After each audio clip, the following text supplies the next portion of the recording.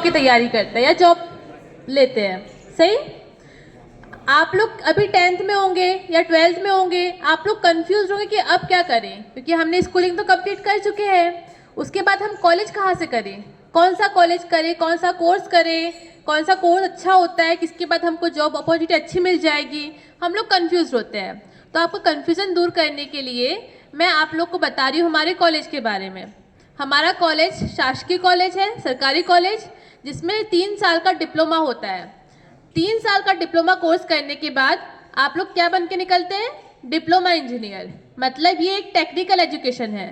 Technical education में आप technical education लेते हो और इंजीनियर, डिप्लोमा इंजीनियर बन के निकलते हो। ये आप कब कर सकते हो, 10th क्वालिफाई करने के बाद। इसकी मिनिमम क्राइटेरिया है 10th पास। मतलब आपने अगर 10th पास कर ली है, आप 10वीं पास हो, तो चाहे आप 11th में हो, चाहे आप 12th में हो, चाहे आपने गैप ले लिया हो, आपके 10वीं पास के आधार पर आप लोग इस कॉलेज में एडमिशन ले सकते हैं। इस कॉलेज में 3 साल के डिप्लोमा के बाद आप डिप्लोमा इंजीनियर बन के निकलेंगे और आपकी जॉब अपॉर्चुनिटी बहुत अच्छी मिलेगी आपको। हमारे यहाँ 4 ब्रांचेस होती है, एक इलेक्ट्रिकल, एक मैकेनिकल, इलेक्ट्रॉनिक्स और कंप्यूटर साइंस। आपने इन ब्रांचों के बारे में सुना होगा। इंजीनियर क्या होता है, आपने इंजीनियरिंग सुनी होंगी। इंजीनियर बनते हैं, क्या करते हैं इंजीनियर्स, क्या होती है इंजीनियरिंग, सबको थोड़ा बहुत पता होगा इस बारे में, थोड़ा बहुत कंफ्यूजन भी होगा कि इंजीनियरिंग होती क्या है और इंजीनियर पढ़ते क्या है और इंजीनियर्स करते क्या है। तो देखो, जैसे आप छोटे थे, आप बचपन में बच्चे खिलौने से खेलते थे, है ना। तो जो नॉर्मल बच्चे होते हैं वो क्या करते हैं, खिलौने से खेल के छोड़ देते हैं जब तक खिलौना टूट ना जाए। और एक इंजीनियरिंग माइंडसेट वाला बच्चा क्या करता है, वो खिलौना कैसे घूम रहा है, कैसे चल रहा है, उसके अंदर क्या लगा हुआ है, क्या साइंस है, क्या सिस्टम लगा हुआ होता है, बच्चा खोल के देखता है। उसको खोल के उसके पुर्जे निकाल के उसका मैकेनिज्म समझने की कोशिश करता है ताकि वो और खिलौने बना सके। इसका मतलब इंजीनियरिंग माइंडसेट क्या होता है, आपके पास कोई भी यंत्र हो, कोई उपकरण हो, कोई वस्तु हो जिसके पीछे साइंस लगा हुआ है, तो उसकी जड़ तक जाना, उसके मैकेनिज्म को समझना, उसकी तह तक जाना होता है इंजीनियरिंग। तो इंजीनियरिंग में हम लोग यही पढ़ते हैं कि कोई भी चीज़ जब हम सुविधा के लिए उपयोग कर रहे हैं तो उसके पीछे का साइंस क्या है, क्या हम वैसी और चीज़ें बना सकते हैं, कि हम अपने जीवन को कैसे और सरल कर सकते हैं इन यंत्रों के सहायता से और इन उपकरणों के सहायता से।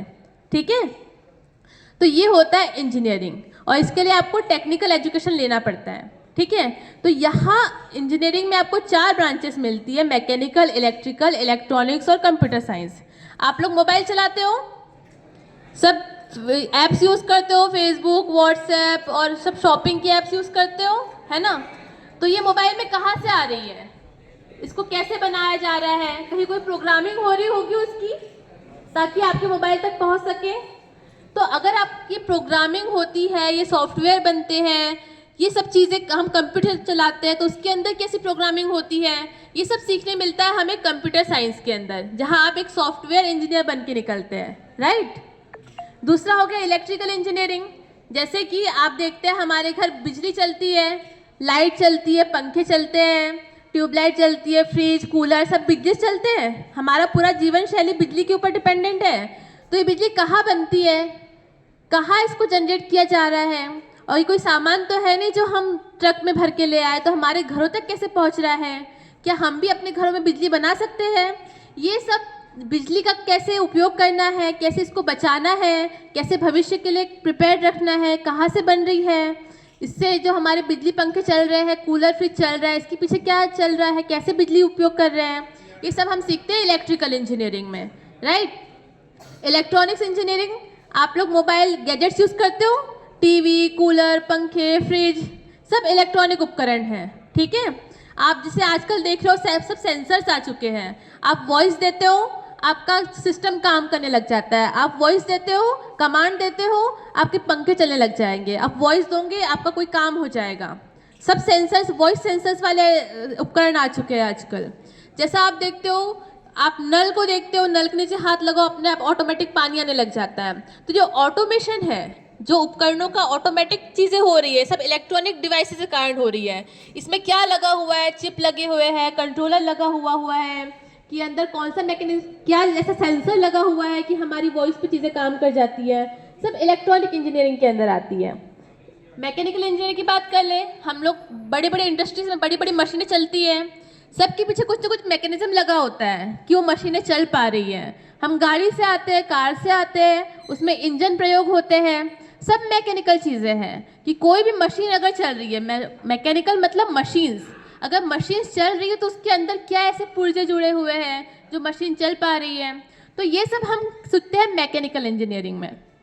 इलेक्ट्रिकल हो गई, कंप्यूटर साइंस हो गई, इलेक्ट्रॉनिक हो गई, मैकेनिकल हो गई, मतलब इंजीनियरिंग का होल मतलब निचोड़ निकाले तो हर चीज़ की, हर उपकरण की जड़ तक जाना।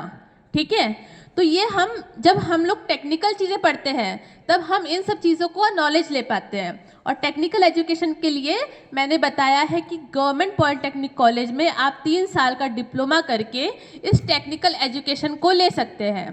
इसके बाद अपॉर्चुनिटी क्या क्या है, देखिए हमारा मेन मकसद होता है कि हम लोग कुछ कमाने लग जाए, इंडिपेंडेंट हो जाए, अपने पैरों पे खड़े हो जाए, राइट। तो 10th के बाद कई बार आप 11th करते हो, 12th करते हो, फिर दोस्तों को देख के यहाँ वहाँ एडमिशन लेते हो किसी कॉलेज में, कहीं जाते हो, कहीं पढ़ाई होती है, कहीं पढ़ाई नहीं होती है, आपको पता ही नहीं आपको आगे क्या करना है। भेड़ चाल में हम लोग एक दूसरे का देख के चल तो लेते हैं, लेकिन उसके बाद जॉब मिलेगी नहीं मिलेगी, हमको कहाँ जाना है, हमको पता ही नहीं होता है, राइट। तो आपको मैं क्लियर करूं, इस डिप्लोमा की इंजीनियरिंग के अंदर आप 10वीं के बाद एडमिशन लेके डायरेक्ट 3 साल का डिप्लोमा कर सकते हैं। आपको 11th 12th पढ़ने की ज़रूरत नहीं पड़ेगी। अगर आप 12th पढ़ चुके हैं तो भी आप एडमिशन ले सकते हैं, और आप 10th पढ़ चुके तो भी ले सकते हैं। आपका मिनिमम क्राइटेरिया है 10th पास, मतलब अगर आप 10th पास हो तो 3 साल का कॉलेज आप डायरेक्ट कर सकते हो। 3 साल का कॉलेज करने के बाद हमारे कॉलेजेस में कंपनियाँ आती है, जब कॉलेज में कंपनी आती है तो बच्चों को इंटरव्यू लेके सिलेक्ट करके जाती हैं। अब आप 3 साल का कोर्स पढ़ोगे तो आपको नॉलेज तो होगा, जैसे आप अभी पढ़ रहे हो, आपको अपना स्कूल का नॉलेज है, स्कूल में जो सिखाते हैं उसका नॉलेज है। वैसे जब आप कॉलेज 3 साल का इंजीनियरिंग करोगे तो कंपनीज आएगी, आपका इंटरव्यू लेगी, आपको सिलेक्ट करके ले जाएगी। फाइनल ईयर में लगभग सारे के सारे स्टूडेंट्स कहीं ना कहीं किसी न किसी कंपनी में सेलेक्टेड हैं। हमारे पास स्टूडेंट ऐसे भी हैं जो 4-4 5-5 कंपनी में सेलेक्ट हो जाते हैं, और फिर वो आके पूछते हैं मैम हम कौन सी कंपनी सेलेक्ट करें, क्योंकि हमारे पास 4-4 5-5 कंपनी हमें ले जाने के लिए तैयार है। तो ऐसे आपके पास भी फाइनल ईयर तक आते आते बहुत सारी कंपनीज अपॉर्चुनिटी होगी जो आपको अपनी कंपनी में लेना चाहेंगे, आपसे अच्छे पे स्केल पे काम करवाना चाहेंगे। तो 3 साल के बाद आपकी जॉब तो फिक्स है कि आपको जॉब लग ही जाएगी, क्योंकि पढ़ाई अच्छी होगी, कंपनी अच्छी आएगी, आपको सेलेक्ट करके ले जाएगी।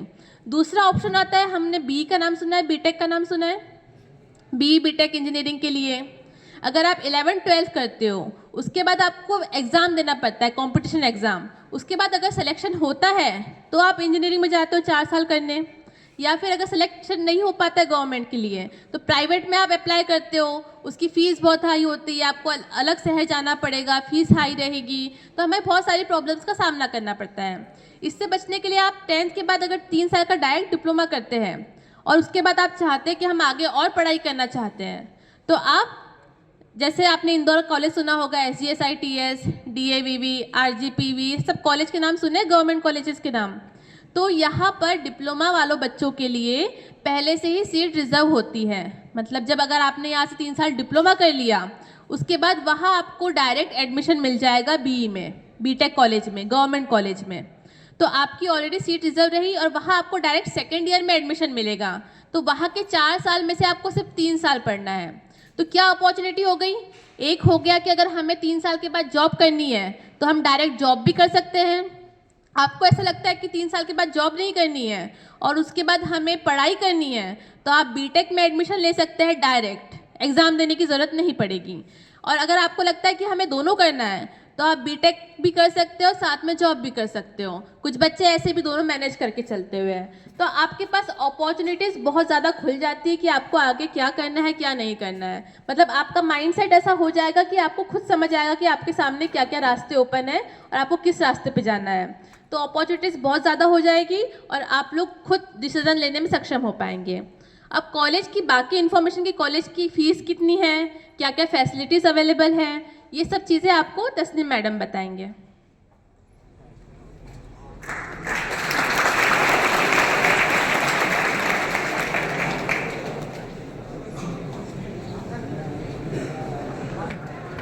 अच्छा, मैडम ने आपको जैसा बताया गवर्नमेंट पॉलिटेक्निक कॉलेज मंदसौर के अंदर ही है हमारा, ठीक है। MIT सभी को पता है, उसके जस्ट पीछे बिल्डिंग है इसकी, ठीक है। आप पीछे जाएंगे, दौलतपुरा स्कूल है, प्राइमरी स्कूल वहीं पे है, जस्ट पास में उसकी बिल्डिंग है, ठीक है। पहला क्वेश्चन तो ये।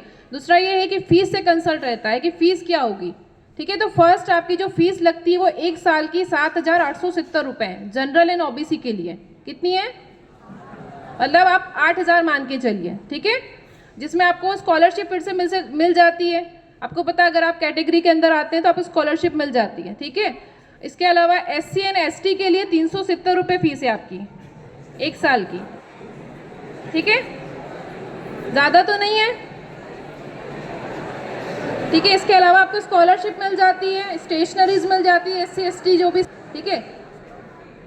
3 साल का आपका जो कोर्स है वो मिनिमम क्वालिफिकेशन 10th के ऊपर रहता है। अगर आपने 10th कर ली है तो आप डायरेक्ट आ सकते हैं, अदरवाइज आप 11th के बाद 12th के बाद, ये बच्चे ITI करके भी आते हैं, ठीक है। तो ITI करके भी आते हैं, 12th करके भी आ रहे हैं वो, और कुछ बच्चे तो हमारे यहाँ बैचलर करके भी आते हैं, ठीक। तो ये सारे ऑप्शन है, लेकिन मिनिमम क्वालिफिकेशन हमारे पास 10th है कि हम 10th के बाद डायरेक्ट ऑप्शन है हमारे पास। अगर हम इंजीनियरिंग में जाना चाहते हैं तो हम डायरेक्टली जा सकते हैं। इसके बाद ये है कि आपने सुना होगा JEE की एग्ज़ाम का।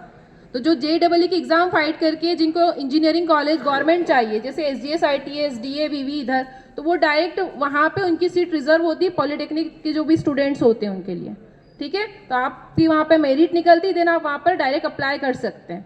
अभी भी कई बहुत सारे स्टूडेंट्स हैं जो DA VV में पढ़ रहे हैं, SGS ITS के अंदर पढ़ रहे हैं डायरेक्टली, ठीक है, जो कि मेरिट बेसिस पर उनको कॉलेज अलॉट हुआ है। जो वहीं बच्चे आते हैं JEE पढ़ के, जो JEE की जो एग्ज़ाम होती है वो क्वालिफाई करके देने को आपको काउंसलिंग के थ्रू मिलता है।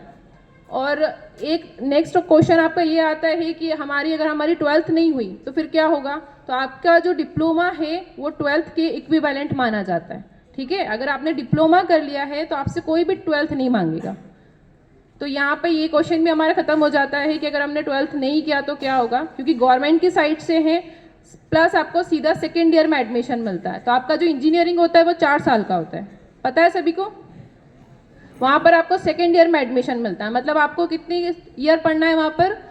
3 इयर्स पढ़ना है, ठीक है। आपने 3 साल यहाँ पढ़ लिए, 3 इयर्स आपने वहाँ पढ़ लिए, तो आपके कितने हो गए टोटल? 6 इयर्स। वो आपके ऊपर डिपेंड करता है कि आपको डिग्री करना है कि नहीं करना है। अगर नहीं करना है तो आप डिप्लोमा के बाद भी जॉब कर सकते हैं, ऐसा नहीं कि हम जॉब नहीं कर सकते। बच्चे ऐसे हैं जो डिप्लोमा करके गए हैं, जॉब भी कर रहे हैं प्लस डिग्री भी ले रहे हैं, ठीक है। पार्ट टाइम में वो जॉब कर रहे हैं, पार्ट टाइम में वो अपना काम भी कर रहे हैं, स्टडीज़ भी कर रहे हैं, और अभी तक अब वो सारे इंडिपेंडेंट हैं, ठीक है। अब उनको घर से खर्चा मांगने की ज़रूरत नहीं है किसी चीज़ की, ठीक है। इंडिपेंडेंट है, खुद जॉब कर रहे हैं। और अभी आपने सुना होगा वैकेंसीज निकलती है रेलवे में और इधर, तो वहाँ पर एक पोस्ट मांगी जाती है। पोस्ट जो होती है हमारी जूनियर इंजीनियर की पोस्ट मांगी जाती है, ठीक है। तो जूनियर इंजीनियर की जो पोस्ट है वो यही है कि जब आप जूनियर इंजीनियरिंग करके निकलते हैं, डिप्लोमा करके निकलते हैं, तो आप जूनियर इंजीनियर कहलाते हैं, ठीक। तो जूनियर इंजीनियर के बाद में हमारे पास बहुत सारे ऑप्शंस खुल जाते हैं गवर्नमेंट सेक्टर में, प्राइवेट सेक्टर्स में। जैसे आपने DRDO का नाम सुना होगा, तो बहुत सारी जगह पर आपसे जूनियर इंजीनियर मांगे जाते हैं। तो जूनियर इंजीनियर बन के यहाँ से निकलते हैं। प्लस जैसा मैडम ने आपको बताया कि आप फाइनल ईयर में प्लेस्ड हो जाते हैं, मतलब आपका एग्जाम नहीं होता है फाइनल ईयर का, उससे पहले आपको कंपनी सिलेक्ट करके चली जाती है, ठीक है।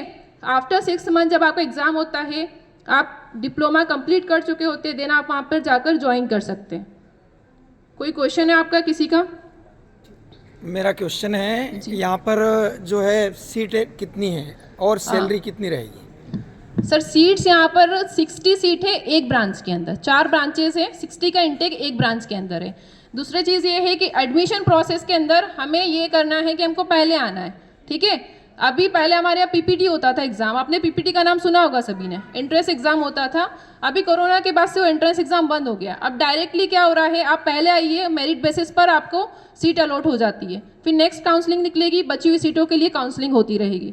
तो आपको पहले क्या करना है, फर्स्टली जून जुलाई के आसपास अगर आप फर्स्ट में आते हैं तो आपके पास ऑप्शन ज़्यादा रहते हैं ब्रांच चूज़ करने के। फिर क्या होता है, ब्रांचेस सारी फिल होती जाती है, तो हो सकता है कि जिस ब्रांच में आपको एडमिशन लेना है वो ब्रांच शायद आपको ना मिले, ठीक है। तो 60 का इंटेक है, तो हम कोशिश करें कि हम जल्दी आएँ। और जो भी है कॉलेज से आपका रजिस्ट्रेशन कर दिया जाता है, काउंसलिंग के थ्रू जो भी होगा, अगर आप कॉलेज आएंगे तो हम आपको बता देंगे। आप चाहें तो आप इंडिविजुअली भी आ सकते हैं, आप आके विजिट कर सकते हैं, या स्कूल की साइड से भी आप लेकर आ सकते हैं सर इनको। जी धन्यवाद। सैलरी का पूछा था एक और जी। प्रश्न। सर अभी स्टार्टिंग की जो सैलरी है जो बच्चे वर्क कर रहे हैं वो 20,000 पे कर रहे हैं, जो अभी बच्चे रिसेंटली पास्ड आउट है, मतलब उनके पास कोई एक्सपीरियंस नहीं है, एज अ फ्रेशर वो गए हैं, जो कि 20 से स्टार्टिंग है उनकी। सर धन्यवाद। जी सर, अपनी बात खत्म करना चाहूँगी। Thank you so much.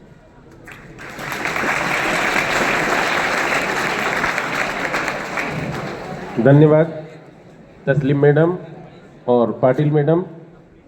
मुझे आशा है कि सभी छात्रों ने मैडम की बात को बहुत ध्यान से सुना होगा और इसको सुनने के बाद आप अप्लाई भी करेंगे, क्योंकि भारत में बेरोजगारों की संख्या वही है जो कुछ काम करना नहीं चाहते हैं।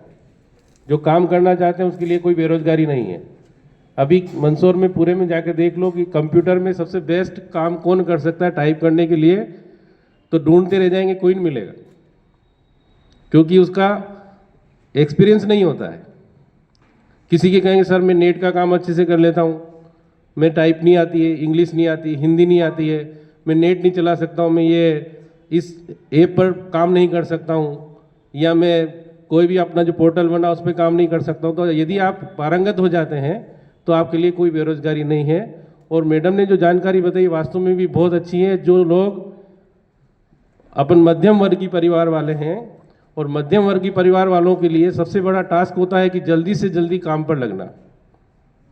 जो जितनी ज़्यादा जल्दी से रोजगार से जुड़ जाता है वो उतना ही कम विध्वंसक हो जाता है।